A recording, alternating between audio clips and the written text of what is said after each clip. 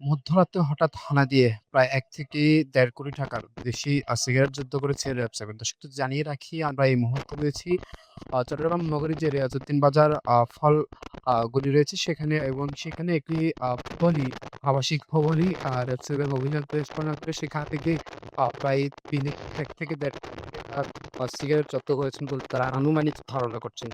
এবং তারা যেমনটি বলছেন যে এই সিগারেটগুলো সরকারি শুল্ক না দিয়ে তারা একটু অর্থভাবে মুক্ত করতে এবং সিএলে পেয়ে তারা বলছে প্রাইমার যে অর্ডার রয়েছে সেগুলো নিয়ে আসা হয় এবং থেকেও গিয়ে এগুলোর মাধ্যমে তারা তারা সেই পাবলিক অবধি আমরা দেখছি যে প্রায় ৩টি রুমে তারা করতে অভিযান পরিচালনা করে প্রায় ১ থেকে ১.৫ কোটি টাকার যে সিগারেটটা আসে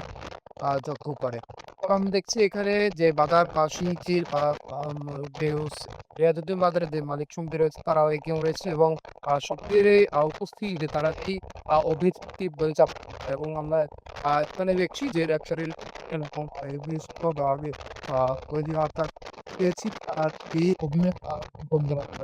তিনটি কন্ডিশন পরিচালনা করে